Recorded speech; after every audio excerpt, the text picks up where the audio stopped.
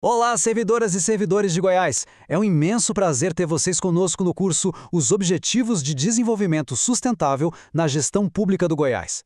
Vamos juntos descobrir como transformar grandes estudos e ideias em ações práticas para o nosso estado. Hoje, vamos desvendar como o Brasil está planejando seu futuro, e o desafio é gigante. Como alinhar um plano nacional com os ambiciosos objetivos globais da ONU? Vamos mergulhar nisso! Então, a pergunta que não quer calar é essa, né? Como é que um país pega uma lista de 17 objetivos globais gigantescos que vão de acabar com a pobreza a lutar contra a mudança climática e transforma tudo isso num plano de ação que funcione na prática? Parece uma missão impossível, mas vamos ver como o Brasil estruturou a sua resposta.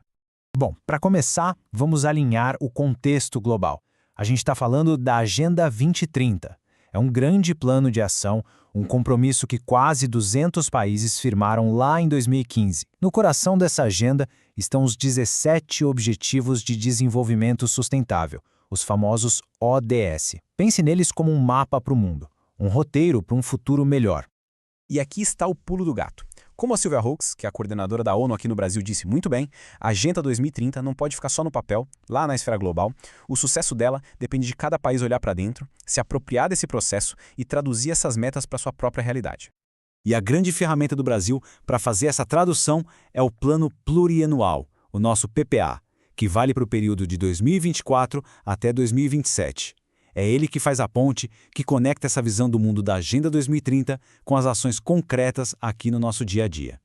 Certo, então o que é exatamente esse PPA? Vamos entender como ele funciona na prática. Como ele pega uma visão de futuro e transforma em ações que a gente pode ver e sentir. De forma bem simples, o PPA é tipo o GPS do governo para os próximos 4 anos. É ele que define quais são as prioridades e, o mais importante, para onde o dinheiro público e os esforços do governo vão ser direcionados para a gente alcançar um desenvolvimento mais sustentável. E para onde esse GPS está apontando? Bom, tudo começa com essa visão de futuro. É uma frase poderosa, né? Ela é o norte que guia todas as ações do plano. A ideia é construir, até 2027, um país mais justo, democrático e sustentável. Para essa visão não ficar só no discurso, o PPA tem uma estrutura bem amarradinha. Pense num funil. Começa com a visão de futuro lá em cima, que se quebra em grandes eixos temáticos. Daí, esses eixos se detalham em 88 programas de governo. E na ponta, cada programa se transforma em entregas concretas, ou seja, os serviços que chegam até as pessoas. A teoria é interessante, mas como é que isso funciona na prática de verdade? Para a gente entender, vamos seguir o fio da meada de um objetivo específico, o ODS 1, para ver como a visão se conecta com uma ação que pode ser medida. Nosso exemplo é logo o primeiro, e talvez o mais desafiador de todos os objetivos: erradicar a pobreza. O Brasil tem uma longa história nesse combate, e o PPA, claro, coloca isso como uma grande prioridade.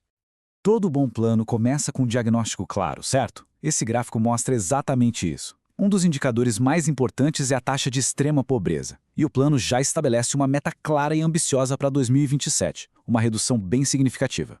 E para atingir essa meta, o PPA aciona programas que a gente conhece. Programas como o Proteção Social pelo SUAS e o Bolsa Família estão diretamente ligados ao combate à pobreza, criando uma rede de proteção e apoio para quem mais precisa. E aqui vem uma parte crucial. O progresso é monitorado de perto. O plano não diz apenas vamos ajudar mais. Ele é específico. Ele estabelece metas claras ano a ano, como aumentar a cobertura dos Centros de Assistência Social, os CRAS. Isso transforma a promessa em algo palpável que pode ser acompanhado e cobrado. Agora, vamos mudar um pouco o foco e falar de um aspecto que é a alma desse plano, a participação das pessoas. É fundamental entender que o PPA 2024-2027 não foi um documento feito de cima para baixo, numa sala fechada em Brasília.